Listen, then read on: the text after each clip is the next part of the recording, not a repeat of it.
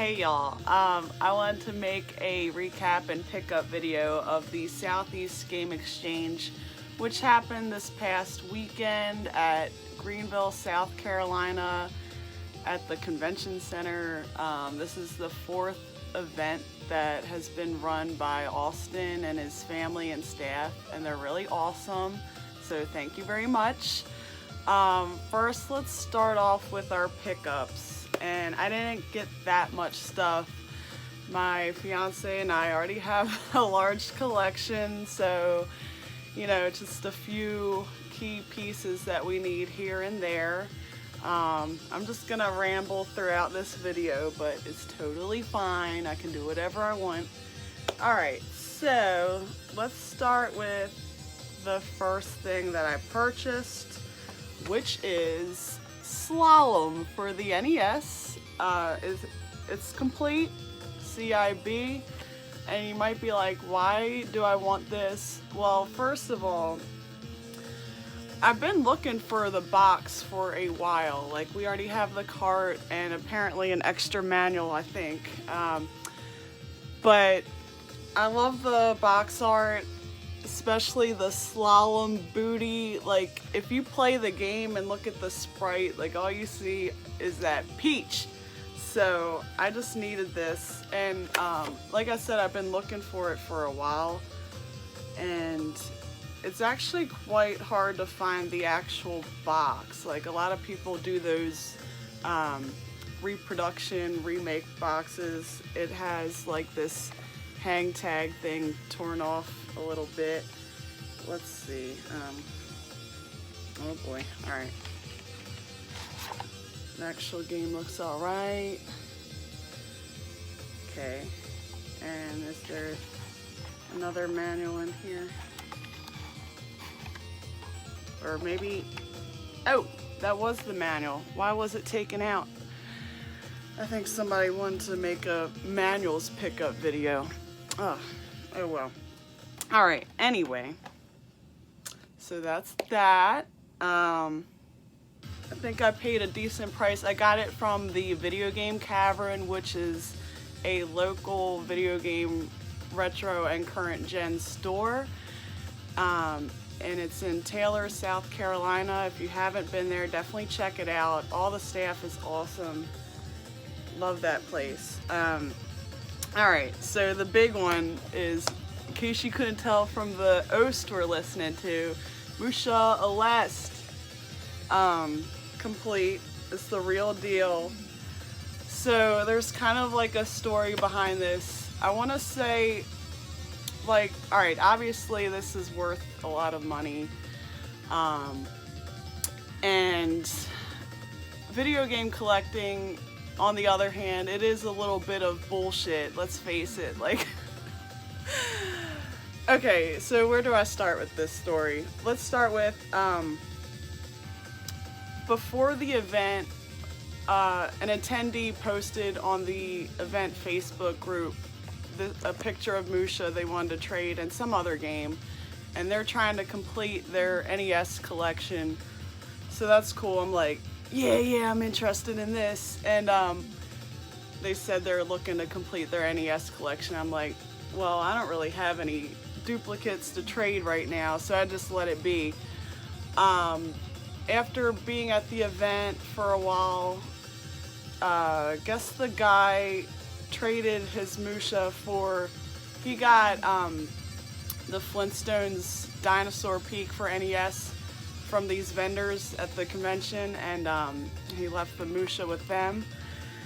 They marked this bad boy up, and like, I'm like, oh man, I really don't want to spend that much. And then the guy, he was like a really good car dealer, you know what I'm saying? Like, oh man, if you buy it now, we're gonna mark it down to this amount. I'm not gonna tell you how much because it makes me sad. But oh man, I was like sweating, and there's like people around, and I'm like, ugh, like, I had this feeling, and it's dumb, right? You shouldn't feed into that mess, but it was like a do or die feeling. But anyway, long story short, I bought it, and I probably spent too much, but at least I'll never have to buy it again. And my fiance is trying to have a complete Genesis collection anyway, so done deal. But I want to mention, just in retrospect, like, if you're ever trying to purchase something, and especially if it's a lot of money, please don't let anyone pressure you the way that I let it happen to myself, so it's whatever. I have a little bit of regret because I found a table later that had it for $75 less than what I paid, complete with the manual and about the same condition also. So I'm a little bit like, ugh, but it's a done deal. And also I'm happy to say that, like, as I was buying this from the vendor, the guy who originally owned it was nearby, and we kind of like befriended him a little bit. We talked to him and he's really cool. And it was also neat to find out that this, like, you know, of course it had several owners beforehand, but it passed through the Video Game Cavern, which is the store we love. And then that guy got it from them, and now I have it. So I kind of like the fact that I know this, a little bit of the background of where this copy came from, at least like past 2 years or so. So let's look at it. And while we're at it, I actually have a fake, so we could turn this into a quick, how do you tell what is what? And there's a story behind the fake one. Real quick, we were at the Greer Flea Market in South Carolina, the Barnyard, and my fiance saw this for $5, and he just got it real quick because it was at a table where this lady had just a few random Genesis games and then a bunch of other random stuff, right? So he grabbed it real quick and he was all like excited and shaky, and I was on the other side, and he texted me, he's like, hey, I got something good. So you know, I look at it, I'm like, something's not right. Luckily, if he would have looked at it with a fine-tooth comb, he would have seen it says reproduction label. Not only that, it's not the right game at all. It's some sports game, but the saturation and the print job, it's super glossy. Not to say that that's always a tell of a fake, but it's super glossy. Even how the label is laid up top here is a little bit off. Now, okay, real Genesis carts and other games with the wear and tear over time, yeah, it could look a little weird, but just at my first glance, the saturation of the print really threw me off. But yeah, let's look at them like side by side, just so in case I could help people. See, like, this is the real one. Fake. Close, but no cigars. Anyway, long story short, we have the real deal, baby. And Manuel, it's a little bit bent, little wear and tear. Now I have to get good at this game because I spent way too much money on it. But look at that cool artwork, man. Alright, so that's it for my game pickups. I purchased 2 shirts as well.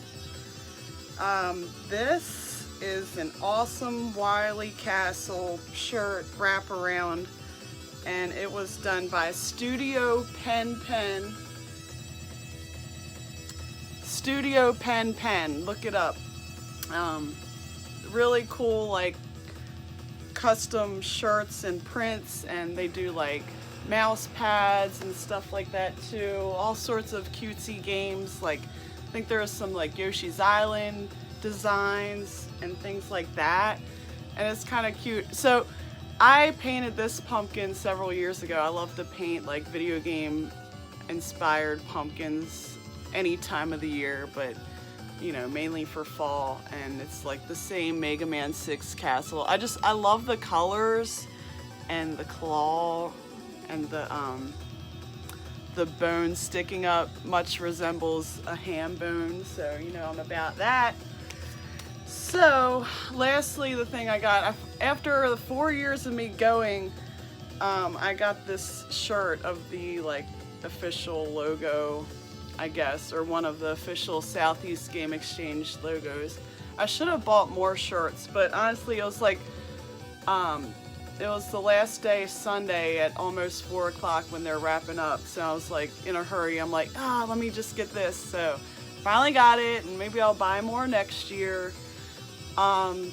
In conclusion, it's an awesome event. I'm really excited for next year and the future. I will mention, you can find me on Instagram to see, like, I like to dress up and cosplay. Since it's local, it's easy for me to dress up and have time to get ready. I go to MagFest too, usually, but I don't dress up there. But look me up on Instagram at PineNest64, and you can see my cosplay there. But yeah, thanks for watching. Thank you, Austin and everybody, and thank you, the Video Game Cavern, and hopefully I'll see you all around. And yes, that's it.